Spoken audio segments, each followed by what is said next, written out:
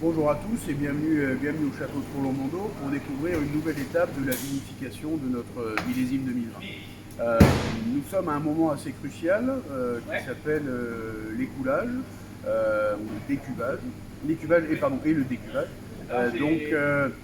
Pendant la vinification, nous avons laissé le jus, le vin se faire en contact des peaux et différents éléments solides. Pendant cette période, il y a cet échange qui se crée, qui permet au vin d'évoluer, de gagner en densité, en largeur, certaines évolutions aromatiques. Et nous dégustons tous les 2 jours, et à un moment nous décidons que cette cuve est arrivée à son optimum.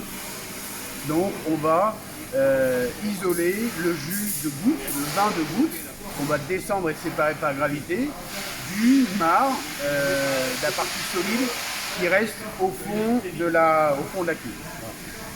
Ça va nous permettre ensuite, après avoir pressé cette matière, d'obtenir un vin de presse qui est un élément essentiel pour les futurs assemblages.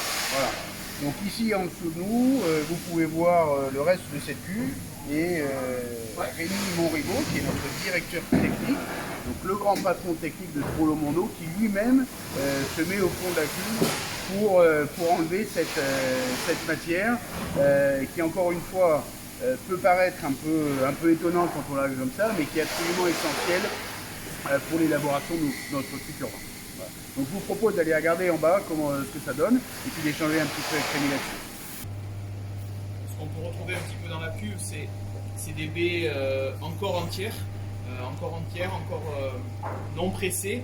Et l'intérêt du décuvage, voilà, c'est vraiment pour moi en tout cas, c'est de rentrer dans la cuve, de sentir ce marc, de m'apercevoir de la qualité du marc, de la quantité des baies éclatées ou non éclatées, et tout le travail de pressurage derrière qui va être fait en fonction justement de toutes ces baies non éclatées ou éclatées, avec des pourcentages variables. Et quand on peut retrouver voilà, une baie par exemple qui est comme ça, qui va donner ce jus une fois pressé, ben voilà, c'est vraiment, ça me permet à moi de rentrer dans la cuve et de me rendre compte un petit peu de ces qualités de marc et de les ressentir.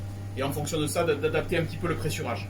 Donc, merci beaucoup Rémi pour cette explication. Donc comme il a pu vous le montrer, vous voyez, ces baies vont produire encore un peu de jus si je le presse. Vous voyez que ce jus est extrêmement dense, extrêmement coloré.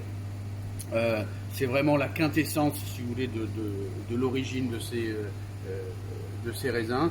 Et voilà, c'est un élément encore une fois important. Donc le décuvage et la presse ensuite de ces raisins est vraiment un élément essentiel.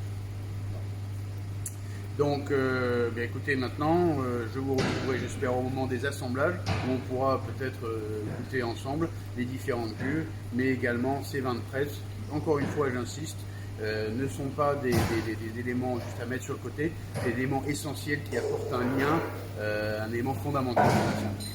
Voilà, à bientôt.